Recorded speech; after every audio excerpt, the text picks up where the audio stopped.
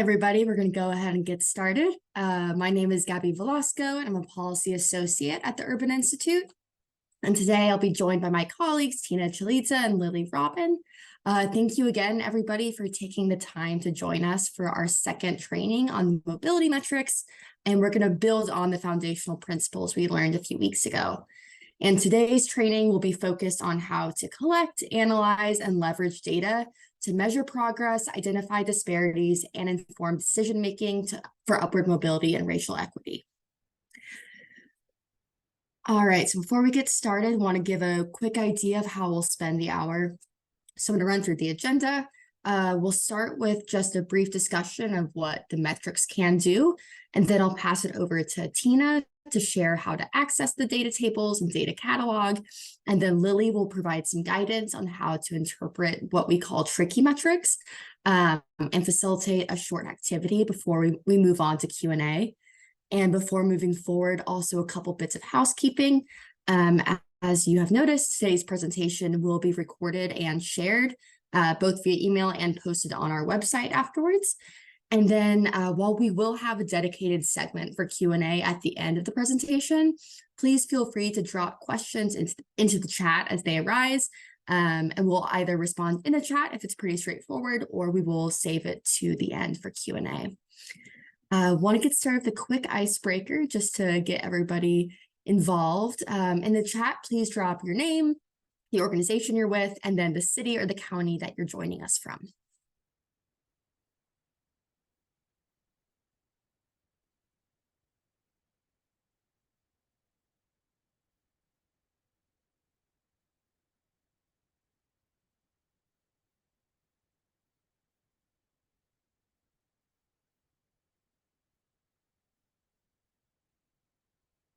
Awesome. Thank you, guys. Wow, a lot of geographic diversity.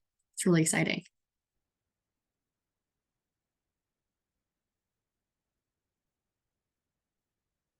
Awesome. Thank you guys for joining us. While folks continue to drop that in, I'll go ahead and get started with our overview. So going to kind of share why the metrics were tested and revised, and then also give a little preview of what's in store for the future. So as part of the process to test the utility of the framework and the metrics for local decision makers, we partnered with a set of 8 county governments that we called our upward mobility cohort to assess how the metrics could inform a process to develop cross-sector mobility action plans that laid out local short and medium-term strategies for improving mobility and equity. This partnership recognized it was built on that the mobility metrics themselves are a really crucial starting point, but that the deep work of creating local strategies to boost mobility and equity takes a lot more than data. Successful change requires coalition building with cross-sector partnerships across policy domains, deep, meaningful community engagement throughout the entire process, and also the addition and integration of local data and knowledge to really build out a full, nuanced understanding of the conditions in a given community. So why do we engage this cohort? We wanted them to show us how they actually use the metrics and then help us adjust the metrics accordingly to make them the most useful that they could be. We expected that the diversity at the cohort counties, so there's a lot of geographic diversity, diversity in size and demographics, could help us see if there was variation in how the communities use the metrics and also what the gaps were in their needs. For example, we originally had 4 metrics in our suite that required original survey data collection because those were really the best way to measure the concepts that tie really well to those harder to measure, power and autonomy and dignity and belonging. But after we saw just how challenging it is to ask a community to have the capacity to do original survey data collection, we realized we need to figure out a kind of national data solution. The initial metrics didn't include a measure of digital access. And also, as the project was unfolding during the pandemic, it was really clear how important access to the internet at home was for continued learning and work during isolation. So we added that metric to account for that. Also, originally, we only had a metric for debt that touched on one end of the spectrum for financial well-being. And the feedback we got from our partner communities is that we also needed a way to identify positive financial assets.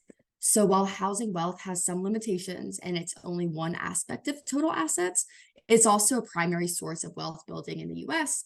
And we also know it's plagued with vast disparities. We know a lot of policy initiatives and local programs are looking to make wealth accumulation more equitable, and home ownership is a main discussion point. That's why we added that metric. So now I'm going to move into how the mobility metrics connect to the framework that we shared last time. So to review the structure of the framework, everything we developed rests under a three-part definition of mobility from poverty: economic success, power and autonomy, and dignity and belonging, as well as an explicit integrated focus on racial equity. Then we have 5 thematic pillars of mobility, a set of key predictors or evidence-based factors that are strongly associated with the likelihood that a community can create the conditions to boost the economic and social mobility of residents while narrowing those racial and ethnic inequities. And then finally, we have the mobility metrics. So that's our way to take one aspect of the predictor, measure it, and make it actionable. We talked more about how we got from the 3-part definition to the framework full of metrics in our last session. So if you're interested in hearing more about the background of the framework or need a refresher, we have the recordings available, and that'll be shared in the chat. But as a review, we developed the metrics because we saw that communities needed actionable, comprehensive, but nevertheless concise metrics that they could use to assess current conditions of upward mobility and equity, to develop strategies for positively impacting those conditions, and to monitor their progress towards these goals. So which mobility metrics? Each predictor that we selected could be represented by several metrics. There's a lot of dimensions to each of them. And because we were charged with choosing a concise number, we needed to ensure that we selected metrics that best balanced a variety of considerations. So our team developed 7 key criteria that we wanted all of our metrics to meet. So we selected validated metrics that were well established or accepted in the research and policy realms, and that have been tested to do a good job of accurately measuring its predictor for various populations. We also wanted to make sure that these were repeatedly measured at regular intervals so that we can update the data and use it for monitoring. We selected metrics that are widely available for communities nationwide, and the measures are consistently collected and calculated over time and space, so you can compare one community to another. We wanted to make sure the metric isn't too sensitive to being affected by people moving in or out of a community and be pretty stable, and that the data can be disaggregated by race and ethnicity when possible, and also by other marginalized subgroups, so that we can identify structural inequities in communities and acknowledge and really show with the data that people experience poverty and upward mobility differently. Finally, we wanted metrics that were less about individual level outcomes and more about the structural conditions of community that local leaders have the power to alter. And we did our best to have each metric meet as many of these criteria as possible. So to illustrate the relationship between pillars, predictors, and metrics, here's just a quick example. There's the high quality education pillar, and one strong predictor of mobility from poverty is digital access. The one metric we chose to highlight one aspect of digital access that met our criteria is the share of households with broadband access in the home. On the screen is a pretty overwhelming illustration of all the pillars and predictors. I'm going to do a high-level overview of the predictors and metrics to give you a sense of what kinds of data you can find, but Tina and Lily are going to go into a lot more depth. So first, we have opportunity-rich and inclusive neighborhoods. Predictors here include housing affordability and stability, economic inclusion, racial diversity, social capital, and transportation access. And as an example for housing stability, the metric we selected is the number and share of public school children who were ever homeless during the school year. Our second pillar is high quality education.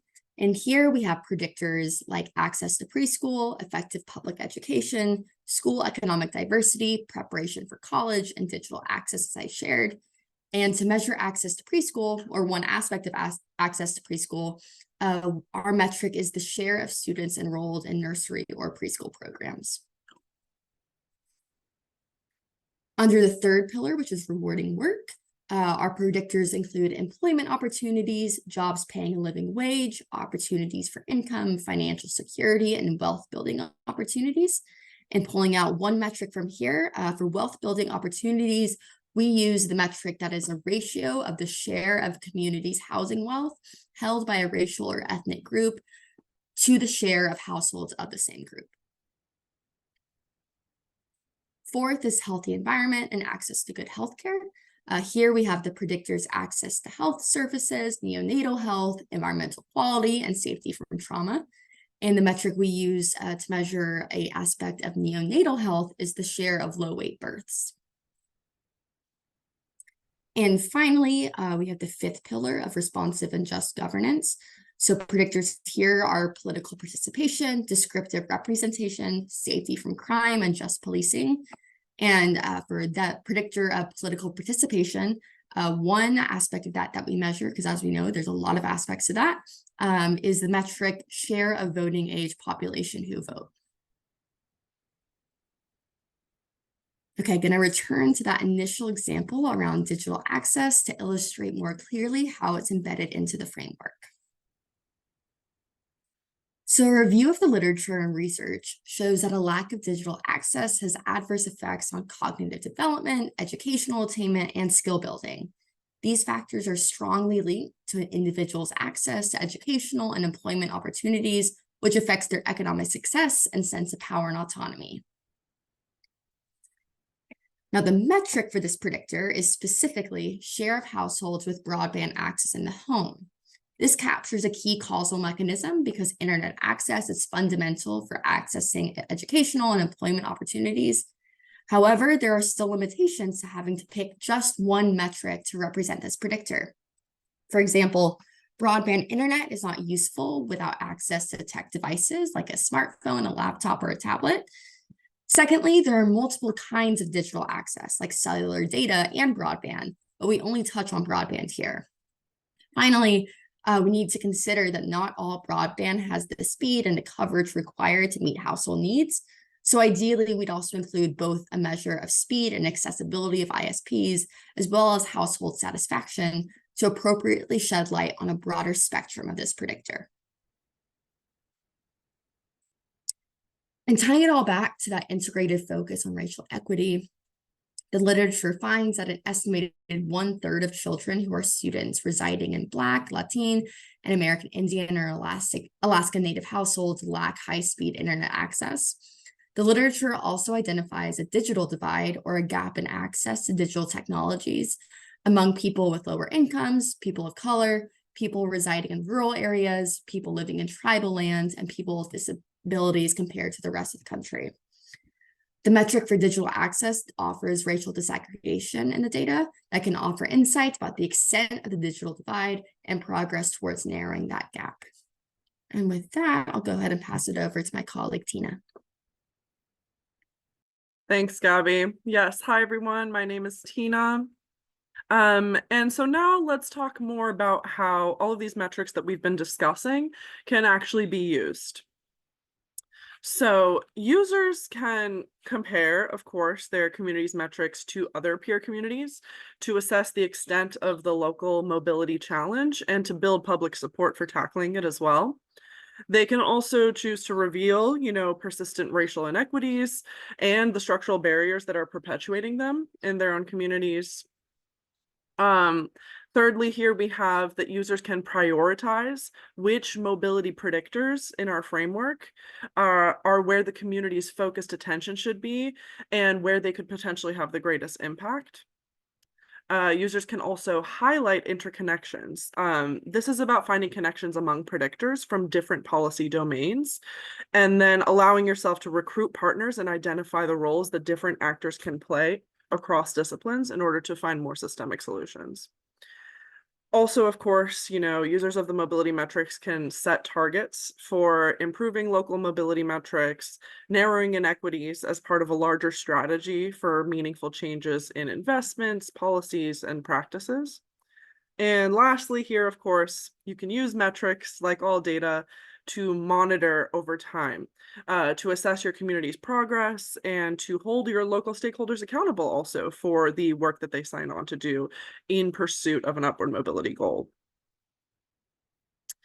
You'll see also that these mobility metrics are really a starting point to signal or diagnose where a community might stand in their ability to boost mobility from poverty for all of its residents.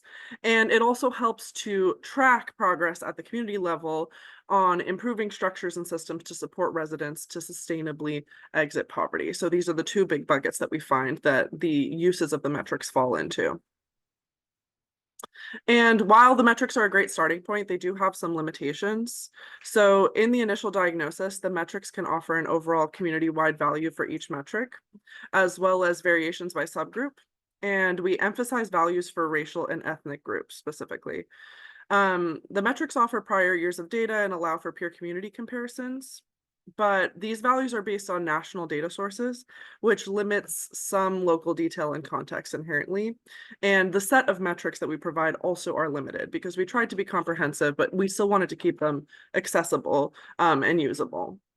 For tracking purposes, the metrics are accessible and readily available. They're consistently measured over time and space, and many of the metrics allow for annual updates as well. However, some of the metrics are not updated annually, just as a pure limitation of the data itself, and instead we have to update every few years. Also, programs are administered in certain neighborhoods, and in that community may not work particularly well, but because the metrics are at a higher geographic level of either the county or the city overall, it may be hard to track progress using these specific metrics and may therefore require an additional set of data metrics to track the success of very specific programs for specific subpopulations. And of course, at the end of the day, we are still left with a limited set of metrics. They cannot be wholly comprehensive of all of the different components of reality on the ground. That being said, it's important to supplement with local data. It plays a really complementary role, of course, to the metrics that we provide. The mobility metrics can be a helpful starting point for understanding local conditions. They provide only surface level understanding of issues and sometimes can't fully illuminate the underlying causes that they're pointing to. So in any given predictor, the factors that influence people's outcomes are various and they're going to be multifaceted. So pairing the mobility metrics with supplementary local data and qualitative insights from your community can help you identify the causes underlying the problems and also the successes that you're witnessing or diagnosing within the data that you see. The mobility metrics are based on data sources from nationally available public sources, which makes it easy to see how a community compares to other places across the country. But at the same time, it also limits the set of variables that are included and their specificity to local context, which I briefly touched on earlier. Also, when it comes to collection and reporting, there's this question of frequency and contemporaneous tracking. You as a local leader will know best what you need on the ground in terms of how frequently you need to be keeping track of either a specific program or initiative or funding source. And the metrics as a medium-term measure may not be the most perfect fit based on what those tracking requirements need. And then lastly, when it comes to identifying underlying causes, local data sources as a supplement always can offer more metrics and insights that allow you to have more granular targeting to understand the underlying systemic issues that you're seeing in the data. With that, I'll pause really quickly for any questions before we move into a live demonstration.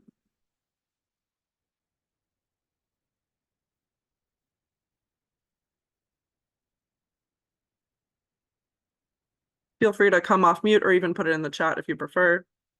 We'll give everyone a moment. And if no questions, we can also move on. Okay, great. If any questions come to mind, please feel free to drop them in the chat. We'll have time for answering questions at the end of this presentation too. So with that, I'm going to start sharing my screen. Please let me know if you all can't see this. Good? Okay, great. So what I'm showing you right now is our main Upward Mobility Initiative webpage. It's just upward-mobility.urban.org. Very easy to find, even if you just Google those words as well. And I'll show you now, there's a couple of ways to actually access these data points that we keep talking about, the mobility metrics themselves. So if you wanted to, you could just scroll down on this homepage and you'll see that one of the first clickable interactive components here in the middle has what's called the mobility metrics data table. So that's one way to get to it. Another way is here in the top nav, you can click on data.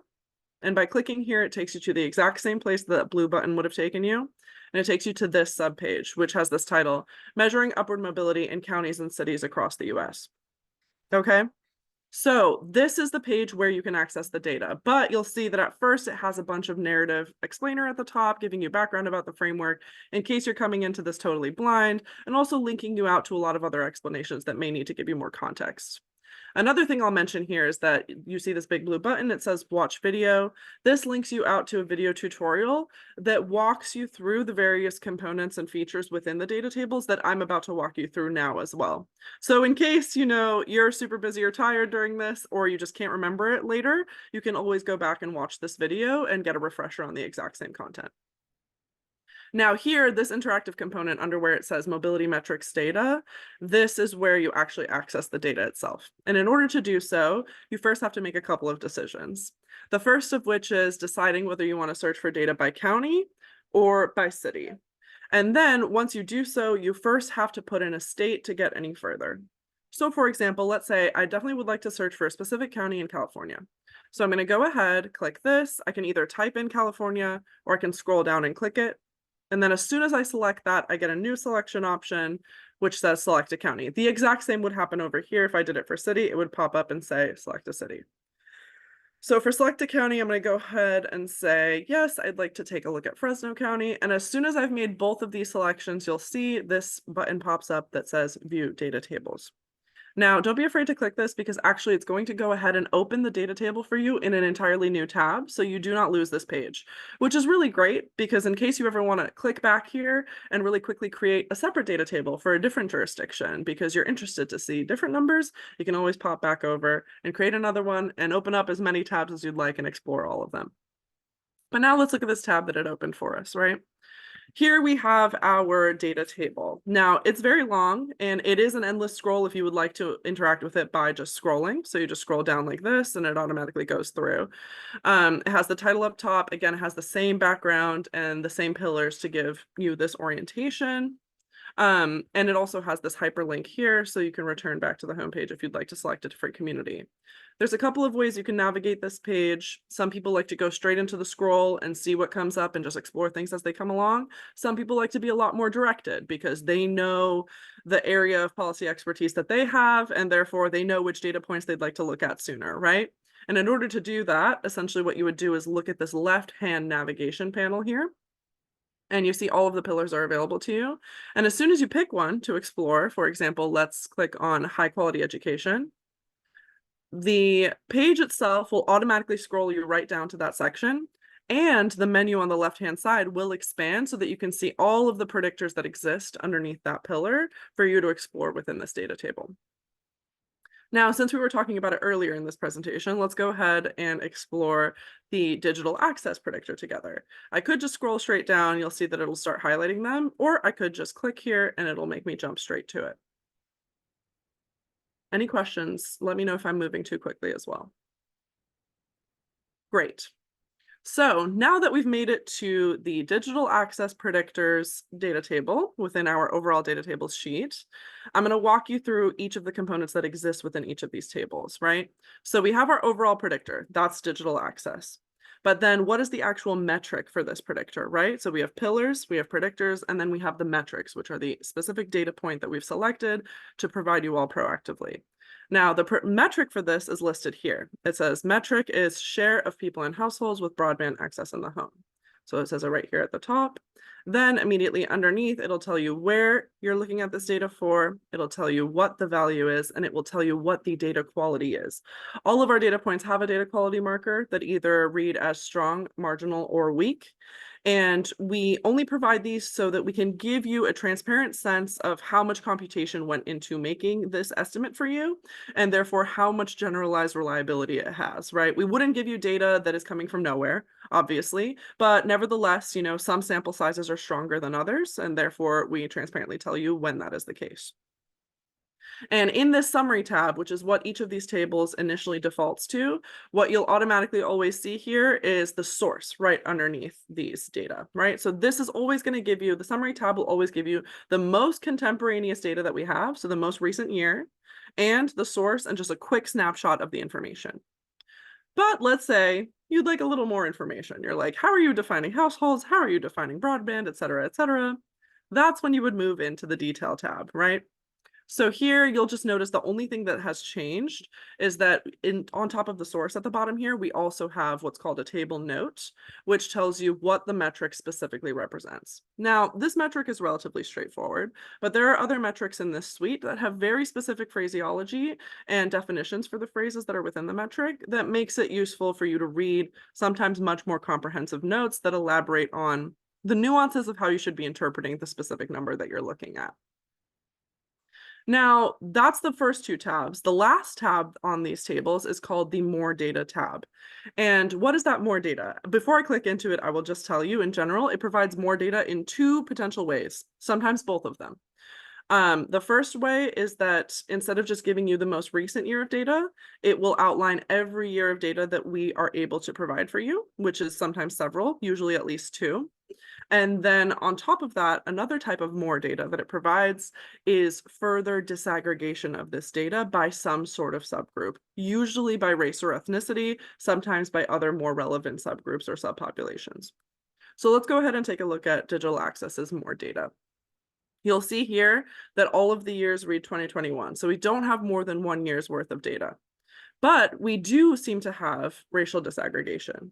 Now, how can you use this to your benefit? How can you use this as a helpful interpretation of that initial number that you were looking at? So that initial number we were looking at, right? 85.6%, that's for all of the population in Fresno County. That means that 85.6% of the total population does have access to some kind of broadband in their home. But then when we look at subpopulations, right, you'll see that disparities start showing up. People are experiencing this relatively high number at different rates. So the Black subpopulation in Fresno County actually has 80.8% digital access, the Hispanic population slightly higher at 83.5%, the white population at 84.9%, and then the strongest is actually other races and ethnicities, which encompasses Asian and South Asian ethnicities as well. And that's at 87.1%. And so that is several percentage points higher than every other ethnic subgroup, which is very interesting in Fresno County. And it is significantly pulling up the percentage that we see for the overall population, right? So it's only by digging further into these data and seeing how this number is representative for different people at different points in time that we can really start to get at how things may be experienced in reality on the ground within these communities. Any questions about the three tabs that I just walked through? Okay, wonderful. Then one other thing that I want to point out about these data tables overall. Let's go ahead and scroll back up. In fact, you don't even really have to do that. This tab is always available to you. But this home tab is what brings you to all of these data that I've been scrolling through. But you'll notice that there's a second tab up here on the left, which is called the description tab. And when you click this, it takes you to a separate page that looks similar, but is pretty significantly different. The navigation panel is now on the right-hand side of the screen. And what you would use that for example, let's find our exact same metric that we were just looking at. We go to the high quality education pillar and we scroll down to digital access, right?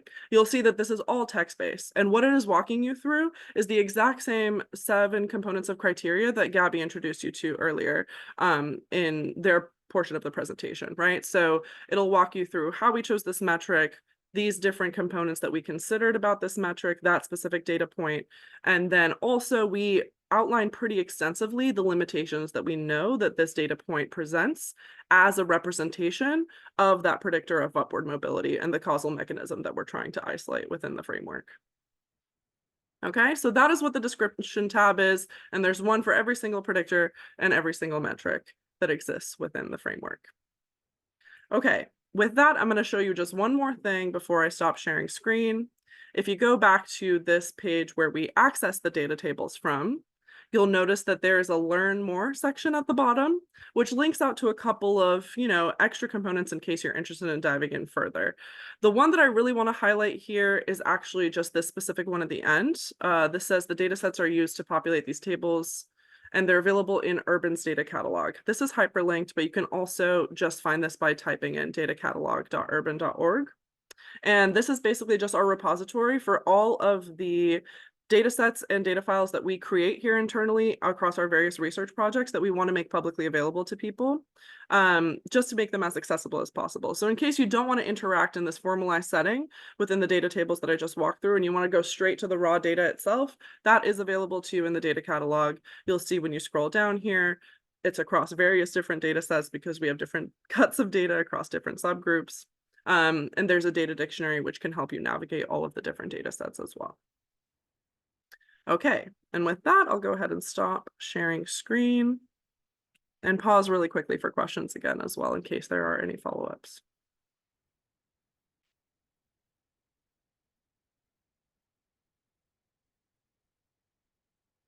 Okay, if none, then I think we can go back to sharing slides, and I will be handing off to my colleague Lily Robin, who has had some technical difficulties earlier in the day, but I think is back online. But let us know, Lily, if anything goes wrong.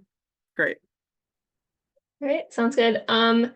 Just, yeah, if you are a participant and you can't, and my audio is difficult to hear at any point, just feel free to drop that in the chat, and Tina is prepared to take over for me if needed. But hopefully that won't be a problem. So I just wanted to start by talking about our interpretation guide before going into some of the tricky metrics. So that's just a screenshot of what the interpretation guide looks like. It's sort of like a cheat sheet on how to talk about the metrics. So Tina just showed all the data tables. You'll notice there's no like language in those data tables that tells you how to talk about the numbers that are in there. So this is just a helpful guide if you are talking to someone about it or want to put a number in a publication or something. It'll give you some guidance on how to share that.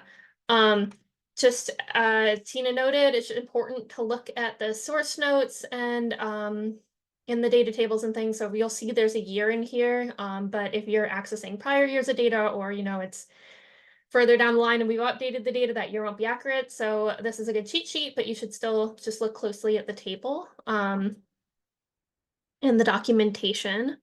But that's there, so I'll show you. So for the metric that I'm going to pull up, housing stability, I'm going to use that sentence in the interpretation guide for how to talk about that.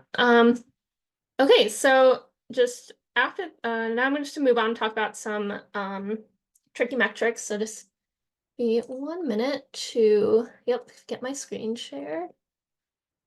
There we go. Okay. So like I said, I'm gonna start with housing stability. So I just have, I pulled up all the metrics for Cook County, Illinois, because that's where I grew up. So I'm just pulling them up for Cook County, but the information I'm sharing is just general. So if you're following along, a link was put in the chat directly to this table, but also if you are following along for your own community, it's just the second metric under the first pillar. And there's this nav pane on the side. So this metric shows, you can see, as Tina said, the title here, the number and share, so number here and share here, of public school children who are ever homeless during the school year. So I just thought this was a good example because a lot of our metrics show either a number or a share. This one shows both. So interpretation there will apply to a lot of other metrics. So in this example, I would say that in the 2019 to 2020, which you can see right here, school year, 20,806 public school children were experiencing homelessness at any point during that year. And I'm literally just reading that directly from that interpretation guide that I shared earlier. And then share, same concept. So that one's not the trickiest necessarily, but it just has those two there. So I wanted to start with that. Okay, and then I'm going to move on to membership associations. So there's two. The predictor is social capital, and you'll notice there's two metrics under that social capital predictor. So I'm looking at the first one, number of membership associations per 10,000 people. That's what the metric is. So this is an example of a ratio. In addition to numbers and shares, there's a lot of metrics that are ratios in our suite. So, and if you're following on the interpretation sheet, it's on the bottom of page 1. So for Cook County, Illinois, this is saying that from 2016 to 2020, 6.9 membership associations existed for every 10,000 residents. And then going into the documentation, you can see more details on how the metric is being defined and calculated. So Tina went through documentation, and this is a good example where documentation might be helpful because you might be asking, well, how is a membership association defined? So I have the documentation open up here, and you can literally just in the first paragraph, it gives you membership associations such as, and there's information here. And then the limitations are pretty important for this metric too. So that's just a good, if you're ever a little bit confused about what a metric is telling you, that documentation page, which you can get to, as Tina said, by clicking here. And then there's a nav pane here, is really helpful starting point. So you might be wondering what this has to do with social capital and how you interpret it. So just to give a little background, research supports using local membership organizations as a measure of social trust because social trust is enhanced when people belong to voluntary groups and organizations. This is a way to get one of the 3 parts of the definition of mobility, which is belonging and being valued in a community. And that's something that's pretty hard to measure. And it's also important to note that there's limitations for this metric. For example, people today are finding community in gaming platforms or other avenues that are now available through technology rather than more traditional places like Rotary clubs or bowling centers, which are what's captured in this measure. And that's sort of why I was saying it's going to the documentation can help you. Looking at this paragraph here, and this can help you understand how to understand this metric, how to interpret this metric, and what the limitations might be. Also, the limitations are part of why we have 2 metrics for social capital, though. So the second metric, which is ratio of Facebook friends with higher socioeconomic status to Facebook friends with lower socioeconomic status, which is measuring economic connectedness, captures that integration in the community rather than level of social trust, and it also sort of addresses that digital component. And this is another one that is a little tricky to understand, and going to that documentation can help you. Okay, so I'm going to move on to transportation access. So this is another one, and sorry, I'm trying to keep an eye on in case there's questions. Okay, this is another one where there's 2 metrics. So one the predictor is transportation access, and there's 2 metrics. And it shows an index. There's a handful of metrics in our suite that are indexes. And this is an example. Both are indexes. It's a transit trips index and a transportation cost index. The interpretation sentences for these 2 metrics are at the top of page 2 on the interpretation guide. So for the first metric for this predictor, the transit trips index, it says in 2012 to 2016, residents' public transit index is 81.5 on a scale of 0 to 100. So that's how you would interpret, how you would like phrase that and interpret it. A little bit of information in the details and the documentation is helpful here because otherwise it might be hard to understand what is the transit trips index. So it just reflects ridership of buses, trains, and other transit options and has implications for infrastructure. And then there's also that second metric, which is transit cost index. And this is getting at whether the kind of transportation is affordable for residents, which has implications for funding and sustainability. Okay. And then again, there's, of course, like all of our metrics, there's a lot of good reasons we picked it, and there's a handful of limitations. So going to that documentation, if you're sort of a little bit unsure about understanding a metric or feel like there's a limitation, that's here. And then there's also a lot of other helpful information like subgroups and stuff here. Okay, and then, all right, descriptive representation, I wanted to briefly cover just because it's a little different. You'll notice that there's blinks here.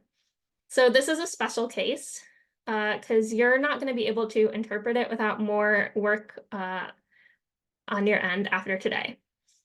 So on the interpretation sheet, if you're looking at it, you'll see that this metric is described as it's the ratio of the share of local officials of racial and ethnic groups to the share of residents of the same racial and ethnic group. But the sentences we provide only explain the value that we are actually able to provide in the data tables. That's the denominator. In an ideal world, we would be able to provide the numerator too. But just in terms of available national data, we felt that there wasn't really data for us to do that, but that's something that local communities can do. So we provide the denominator for you here. You have to plug in the numerator to get the full metric. Once you have that information, you can see how much of a gap there is between the representative you have elected and the demographic breakdown within your community. So again, it's just a ratio here, and we gave you the second part of the ratio. If I'm good on time, I have one more. Oh, I don't know why I opened that. There we go. Nope. Oh, I did. It just slid down. Okay. Just policing, I just wanted to cover quickly. So it's the really very bottom metric if you're on the data tables, or the interpretation sheet, it's the very last one on the bottom. It's likely to be missing for a lot of people. So that is part of why I wanted to cover it. Their local data is often available for this, but the FBI changed their data collection platform recently, and this only about 60% of the country actually reports to it. So there's a lot of missing data there. So if you pull up for your community and it's missing, that is why. We have some guidance provided on how to get that information from your own local communities. It's usually available from your police department or your sheriff's office or jail. Also, another important piece here is that the number here, this is a tricky interpretation. I want to be clear, it's the juveniles arrested per 100,000 juveniles. So it's not the number of juveniles arrested, it's the number of arrests. So you could have a number that's over 100,000 per 100,000. You can have numbers that are, you see, like it's a decimal point. It's number of arrests, not number of people. So that's just something to keep in mind, because an individual can be arrested multiple times. Okay, so I am gonna stop sharing my screen. Okay, and just see if there's any questions on any of that. Okay, and links have been going into the chat as I've been going through that. Okay. Then I just wanted to do a quick activity. So we wanted to give people a chance to sort of try and access the numbers for their community. So if everyone can take 5 minutes and go to the access to preschool predictor. It is under high quality education pillar, and it's the first predictor under that pillar. So second pillar, first predictor. And then the metric is share of 3 to 4-year-old children enrolled in nursery school or preschool.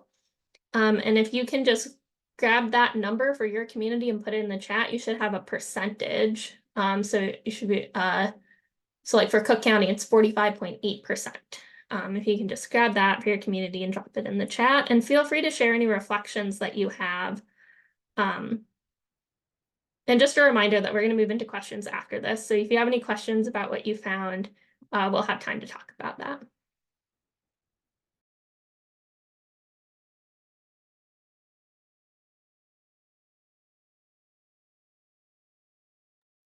Yes, preschool. Yeah, I can put it in the chat.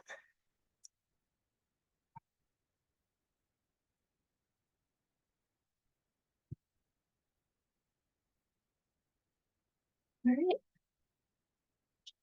All right, so I just put in the chat the predictor and the metric, and I'm gonna turn my mic off and get ready to pass to Gabby as you guys gather that information.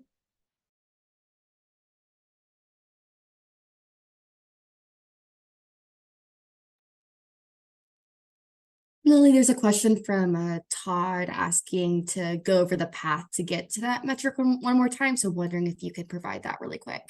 Oh yeah, totally. Okay, I can even, let's see. So first you're gonna want to be on, sorry, I don't have the actual like mobility.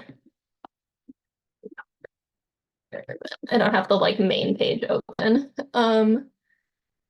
Okay, so first you're gonna want to be on this page that Tina showed everyone right here.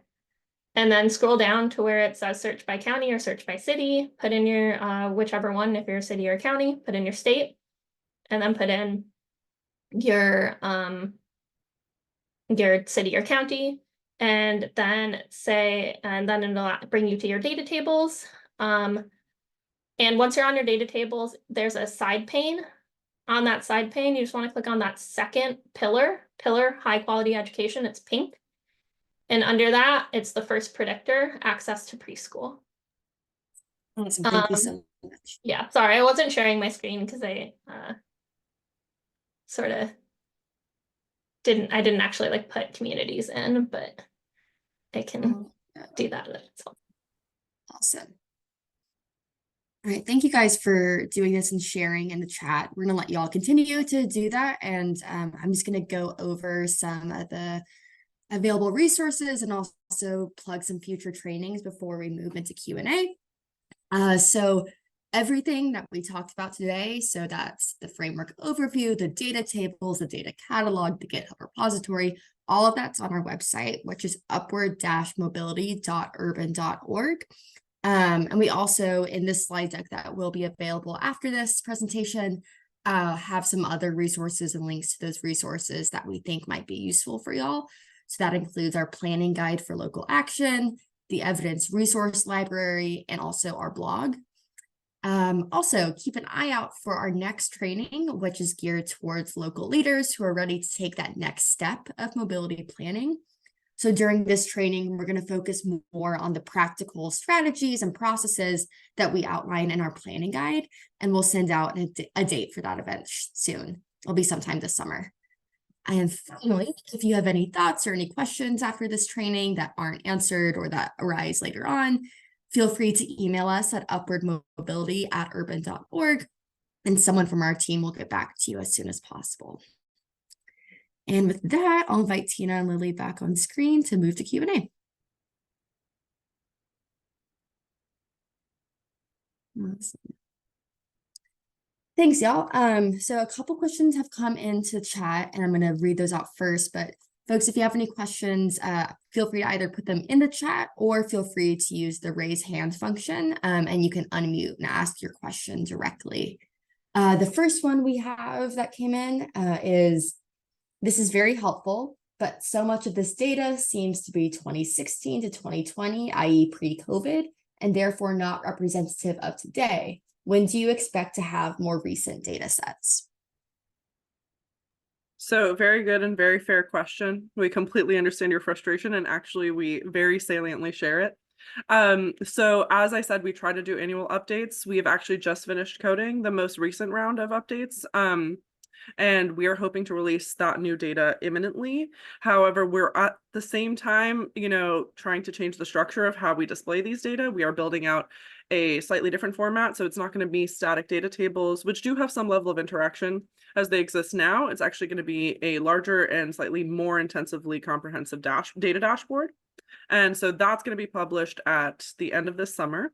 So you have to wait a couple of months, unfortunately, for that release of data. In the meantime, however, I will say that unfortunately, most of these public data sources inherently have a 1 to 2 year lag built in, just by nature of, the amount of time needed to collect these data, then for them to anonymize it and make it public for us to go ahead and do our analysis with.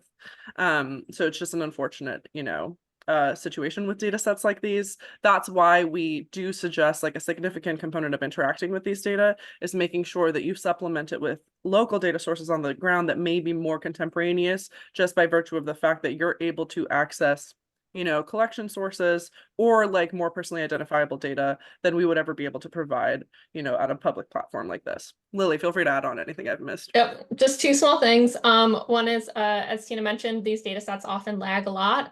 If you're curious if it is urban being slow to update or the data set itself lagging, and you're like really itching for updated data, you can actually look in the documentation that Tina and I both showed you, and it gives some information on the frequency of the data being updated, like not urban updating it, but the actual source data, and then the sources in the data tables tell you where the source data is.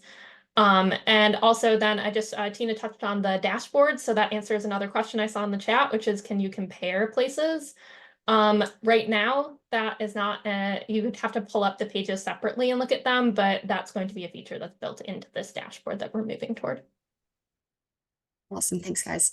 Another question in the chat, referencing the preschool indicator. Diana says the estimates may not be very reliable for smaller cities. 3 to 4 year olds constitute a pretty small slice, and reliability can be low for small populations in the ACS. Is there a quick way to assess reliability level in terms of margins of error for the estimates? Very good question. I'm so glad to see people like that are really like ready to jump into the data and understand it like this. So we do our best to provide that level of analysis with the data quality indicator that we include in the data tables themselves. Usually a lot of those are derivative of some combination of the margin of error estimate that was given to us from the original data source, in this case, the census, along with whatever, interpolation we had to do in order to get to this specific jurisdiction's like estimate. Usually a lot of that is written down in our public GitHub repository if you'd like to see how we coded that and made those choices, or it's included in the documentation description of the metric itself. That being said, in the future, I do believe in our newest update of the data that's coming at the end of the summer, we are going to be including either MOEs or confidence intervals for nearly all of these metrics as well. It was just something we did not have the capacity to provide previously. Awesome, thanks, Tina.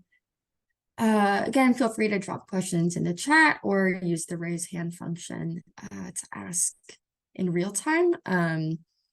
One thing I might be helpful to answer as folks are kind of marinating on the preschool data is a lot of times people see what comes up in the data tables and they see a number and they go, this is kind of surprising to me. This doesn't kind of, resonate with what I see in my community. I thought the number would be lower or higher. And just wondering if y'all can speak a bit to what can explain that kind of difference and then how to kind of make peace with it in a way. Sure. Do you want me to start and you'll jump in, Tina? I think it can really vary. So I would suggest a few approaches. One is, sometimes personal experiences and anecdotes give you a skewed view of what is going on in your community, and being able to see that big broad picture with the data can be really helpful and important. At the same time though, that like on the ground real life experience is valuable. I'd say for crime, for instance, we're not like too in the weeds with the metric that we're sharing, but that's sort of the area that I primarily work in. So I can speak to, like traffic stops. I've worked with many communities where they got the police data and talked to community members, and through qualitative work learned that police weren't actually tracking all of the information in the data source. So I think it's a mix of, being ready to accept that data might be telling you something that you're not getting just from anecdotes, but then also not completely discrediting your on the ground real life experience.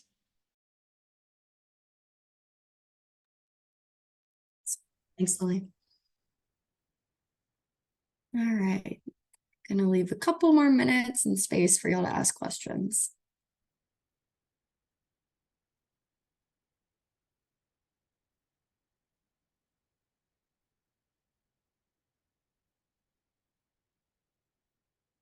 And if not questions, any reflections on looking at the preschool data y'all have been sharing what the numbers are, but wondering how that's resonating with folks.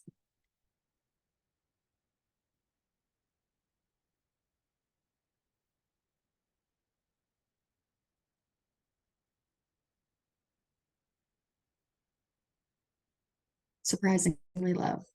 Interesting.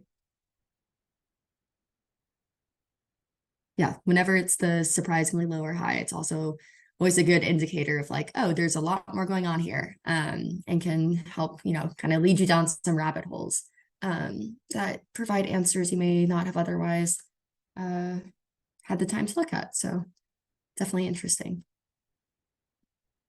All right, well, I'll go ahead and close this out. If any other questions or thoughts come up after this, again, feel free to reach out to us at upwardmobility@urban.org. On the screen right now, you'll see a survey. So Katie has linked it in the chat, and there's also this QR code that you can scan. We would really appreciate if you could fill this out and just provide some feedback on the utility of this session. And thank you again for taking the time to join us. And please stay tuned for both the recording and the resources from this training, as well as updates about future trainings. Thank you, guys.